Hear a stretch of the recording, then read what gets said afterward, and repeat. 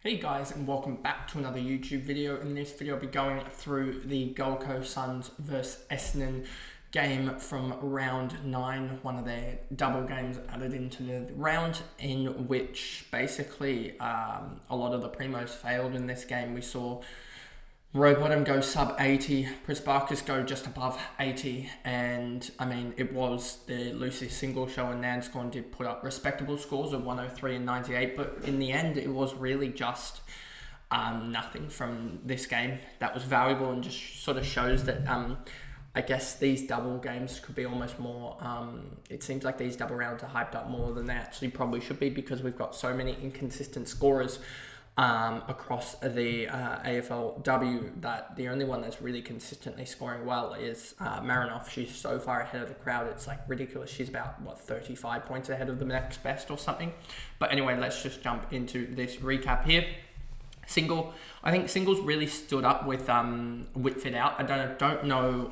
Let me actually just double check AFLW lineups. I don't remember if Whitford is back yet, because I had a look at these last night, but it wasn't. I didn't look at the. Give me this. She's not back yet, so we don't need to listen to that. So another game with McLaughlin in the middle, and Single in the middle as well, but no Whitford next week. So I wouldn't be buying into Single.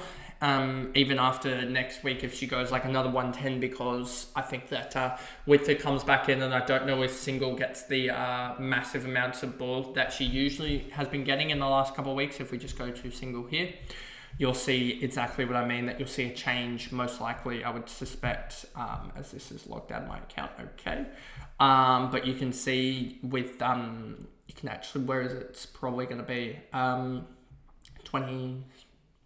she actually is getting the same sort of, but it would be in these sort of games here where she's not only stepping up her tackling, I think it would be here, in these games here, 115, 95, 103, that Whitford hasn't been there, and she's gone 31, 17, 22 touches, but also had the tackling to go with it. So, yeah, but what's the difference between this one here and just a lot of ball use there, just another 20 odd touches, as well as having a better kick to handball ratio is the big difference there. Yeah, that's a big, and as well as free kicks against, maybe trying to figure out what's the big difference here, because she had one less tackle, one more mark, as well as having 2 more touches, but 8 more kicks is probably, yeah, okay, that gets to the 103, okay. As well as the no free kicks against is one of the reasons. But yeah, she's been pretty outstanding the last couple of weeks, but I think that Whitford coming back will impact her more. Rowbottom just had a really bad day at the office, can have that 22, 4 and 4. Only 1 free kick against, so it was surprising that she only went 79, but I'm pretty sure, if I remember correctly, she was on like 24 at halftime. So for her to get to a 79 was a decent enough job. Let me just double check that for you guys. To pay 74, kicked 2 goals in the end, was a really good target up forward from memory. And so was Drennan, until Drennan had to go behind the ball. And if we also, not Drennan, Bohanna. It wasn't Drennan, Bohanna was the one that I was referencing. Where is this game here? 1 second. So you had Rowbottom here went 9-29. So she was on 38 at halftime. So it wasn't as good, as bad as I thought it was, and then 19-22. So yeah, it was just a really bad first quarter of 9 points. I thought she had a couple of free kicks in that first quarter, but maybe I was looking at another game. No free kicks against in the first quarter. I thought she definitely had some, but maybe it was the other game that I was referencing, where she still went 120 with a couple of free kicks. Daisy Darcy did her usual thing of 73 behind the ball. A lot of turnovers, I'm pretty sure, still, because she's just kicking it out from 50 and just trying to get it out of there. But yeah, she did rack up the points there with 6 tackles as well. 2 free kicks again, a little bit annoying for her. Govan, Bohanna, O'Loughlin, Moya, Oliver. Oliver was pretty good for a 55. Let's just hope she can put that performance up again, because I need some cash gen out of somewhere, because I have no cash gen basically. McLaughlin, Moya, Oliver, we talked about. Clayton, Lynch, Bella, Davies. Davies on the wing is quite weird to a certain extent for her height, but she's been playing a little bit on the wing, which is sort of surprising.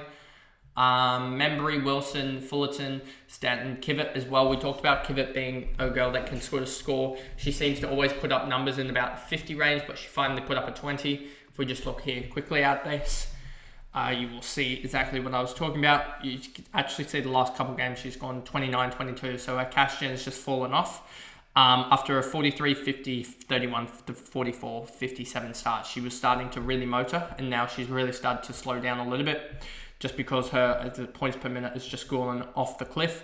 Tackling has, it's just sort of the possessions have gone down. She's gone down from, 9-8, 9-7, 9-8 to 6 and 7. So she's dropped a couple of possessions, as well as the tackling has fallen off. She's really not getting involved as much per se. Yeah, you can just see the tackling here in these games has fallen off, as well as the fact that she's not kicking goals. But I mean, she isn't giving away free kicks, which should help. But anyway, moving on. Bracassano, Fitzpatrick, Barwick. Then we move over to Essendon, and let me scroll that up for you guys. Nan's gone 28, 5 and 2. She's been really consistent and also been finding the ball quite a lot, not necessarily relying heavily on her tackling as much this year, which is definitely a good thing because she is a massive tackler in her own right. You can see here tackling down 2, but her disposals are actually up, 1 and 3 and a bit. So that's almost 4.5 disposals she's getting more per game, which is allowing her to have 2 less tackles, which is really good. She's actually putting up some really good numbers, as you see here. And yeah, if she puts in more tackles here, she could be a potential 100 type scorer, because we've seen it before with her. You can see last year she started relatively poorly, and then really got going into the season when she's just started tackling everything. You can see that she is a big tackler, but we haven't really seen it this year with only a 10, 2 8s and a 7. Whereas she was getting 17, 12, 10, 8, 7, 7. So she was and another 8 here. So she was tackling a lot more. So that is probably a good part, that she's finding a way to score points without actually tackling. And that if she does get that tackling element back into her game, which is still high at 6, but if she goes back to 8 or 9, then she's just going to absolutely start ripping that up. That'll be a 100 scorer right there off only 23 touches or so. Because I feel like, especially in the last couple of weeks, she's definitely been getting a lot more of the pill, 22, 24, 28, 17 in this game was pretty disappointing. But yeah, if you remove that 53, you're starting to look at a sort of 90 or so scorer, 92 scorer. So yeah, I'm intrigued to see how Nan's gone, what happens with Nan's gone in the next couple of weeks or so, and if she is potentially an option for 2025. Prisparka's 82. She's really struggled this year in patches, I would think. Just looking at this, you can see 90 for the year, down 6. You can just sort of see patches of brilliance here with a 104 and a 116, but more so than not, she's struggled she has a decent floor, a high floor, but really just a low ceiling at the moment, and is consistently working around that floor mark of sort of that mid 70s to 90 marker. And that's just because she's getting tagged out of every game pretty much, as much as they can do, because they know that she's such a big time player. So when she gets off the leash, such as this Melbourne game, 32 touches and a goal, 6 marks as well. And then also this Fremantle game, she had 25 and 10 tackles. So she has to pretty much get tagged out of games. They pretty much force her to be tagged out of, even the Swans game, 19 touches. She was just tagged out of that by Kennedy. So that's pretty much why she's not scoring as well. Bannister, Kane, Clark, Wales, 71 is not the worst for a ruckman. I think just Min Strom has really just blown that ruckman race out of the water just with her work. Gay, Alexander, Keeney, Gaylor, Walker, Radford, Morecambe with a 38. So she's always around this 30 marker to 40 marker, it seems like.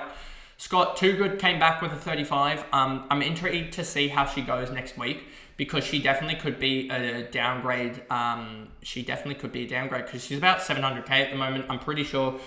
Let me look at her stats by Jaden just to see the what is her break even, because I think it would still be pretty high. 104 break even. So even if she goes like another 50, she'll be at like, what's that, 600k or so. But if she goes, say, a 75 or something like that, and you see that she really starts to move better, then if she goes 75, drops another, she'll be like 650k. You can easily just swap like a Huntington or someone like that to her. And then that'll be just a massive upgrade, I feel like, because Huntington is very hit or miss with that regard. So there's that, and I'm definitely monitoring Too Good, especially for next year as well. If she continues to score poorly this year and is like, it's just not working on her knee this year, and she averages like 40 or 45 for the year, then definitely someone to just look at and be like, lock her in for next year, like 600k. Clark, Van Loon, Adams, Gamble, and then Bush. And then that pretty much is the video there going through the Gold Coast versus Essendon game, in which Essendon got over the line by 9 points over Gold Coast. Gold Coast yet to win a game this year, which probably doesn't help them too much, because I'm pretty sure they've got an academy girl that's probably going to go number one. But I mean, they can, I don't know how the system worked for them, but or whether or not they'd have to select her, or whether or not they can just sort of wait on her. And do the bid process that we see in the men's. But yeah, they're going to get stronger in the off-season. They've got too many. Their academies in both the men's and women's are absolutely just churning them out. But anyway, if you did enjoy that video, remember to like and subscribe, turn the notification bell on so you know when I upload, and I'll see you guys in the next video. Bye guys.